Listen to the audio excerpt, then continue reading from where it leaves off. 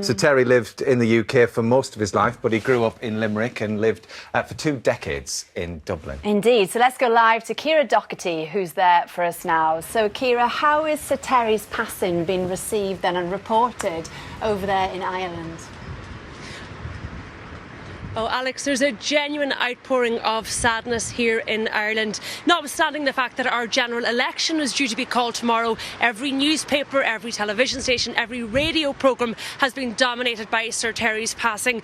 On Ireland AM, the national breakfast programme that I co-present, we were inundated with calls and texts from viewers who wanted to express that sadness, but they really also wanted to talk about the pride that they felt that this Irish emigrant had gone to the UK and had been so successful.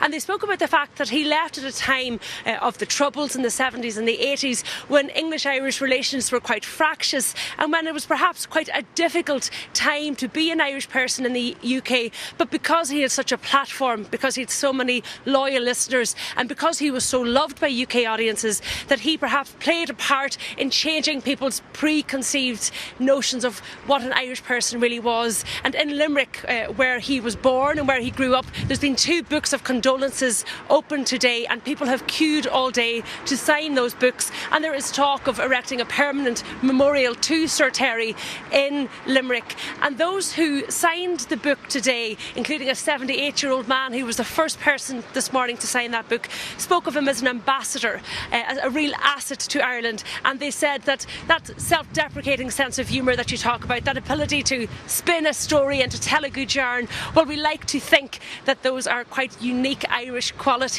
and he embodied all those, he embraced all those. So while we were more than happy to share him with you in the UK because he was that person, we really felt that we owned him here in Ireland, and we were so glad and so proud today to call him one of our own. He will be fondly remembered and very, very sadly missed. Back to you in London. Oh. Thanks, Ciara. Thank you. And Graham, of course, he was a trailblazer.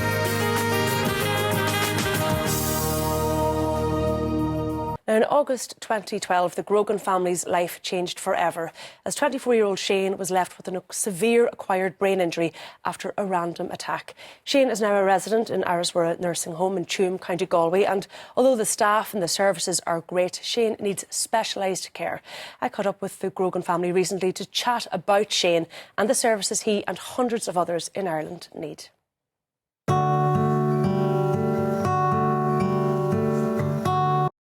And they've invited me to Kilgarvan to spend some time with them.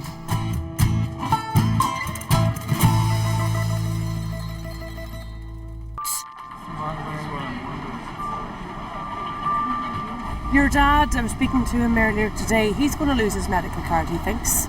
I wouldn't know the sums of that, but I know that an awful lot of people over 70 are in danger tonight of losing their medical cards, and their medical cards mean an awful lot to them. What would Michael Healy-Rae, to talk about you in the third person, have done differently?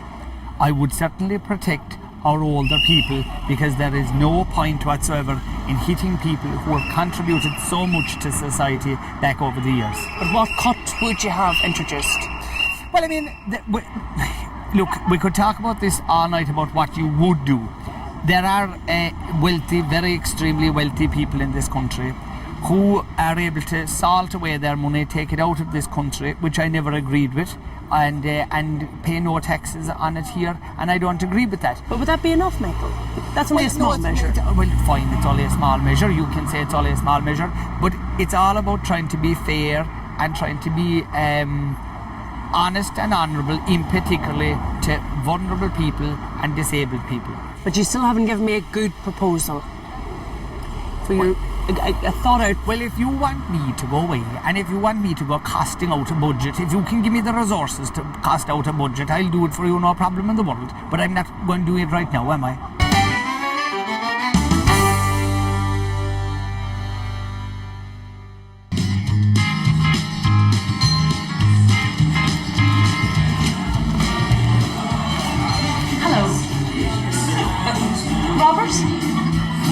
This way?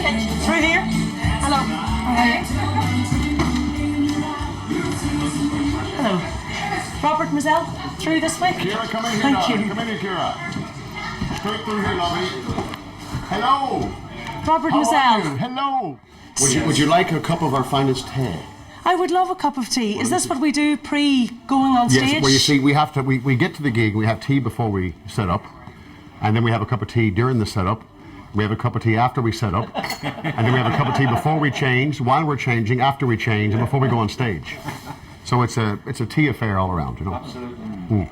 So where's the drugs, alcohol, all the things bands are meant to demand? No, we can't show them this, you know, we couldn't show them. Ciara Doherty joins us now live from the camp. Ciara, this protest actually has its origins on Wall Street. Yeah, it does indeed, Colette. It's a sister movement of a protest that started last month in New York in Wall Street. It started with just a couple of hundred people who took to the streets to protest against what they say is corporate greed and inequality. It was completely ignored by the media there, by politicians and of course by Wall Street for the first couple of days, until there was a rather large scuffle with New York police. They were accused of getting quite heavy-handed. Before I speak to some of the occupiers, I actually looked inside the camp earlier today. Take a little look at this. Moving further into the camp, sorry, we'll just get past you there. This is their kitchen table, this upturned mattress. Right in here is the area where they have all of their food. Now, if we can just get around here, I know it's a bit tight, a little higgledy-piggledy, thank you. This is their makeshift kitchen, and it's from here that they are feeding at least 60 people a day, if not more. This area, this tent here, they have called the pantry. They were showing me this earlier. This is where they keep a lot of their foods. You can see they have a lot of their canned food, fresh bread, sugar, juices, vegetables, there's fruit in there. A lot of that has been donated from the public, from businesses in the area, from friends, from family. I was actually here about a half an hour ago when a Brazilian restaurant in the area brought over big plates of food. You can see them here. All right. Ciara, those in favour of this new legislation would say actually it's pretty tame in comparison to a lot of the legislation in the United States. I think they're known as the Make My Day laws from the Dirty Harry movie. Yeah, but I mean, those laws, Colette, are extreme, and they are only in existence in a couple of states in the US. Most other states adopt the same law as we have here in Ireland. The Make My Day says you get complete immunity from prosecution, from either civil or criminal prosecution, if you defend your property. I don't think anybody in Ireland would want to see that. That, you know, would nearly encourage this gun-toting society. It's a completely subjective test. So you're asking the jury to put themselves into the mind of that homeowner at that point and say, did they honestly believe that they were under a threat?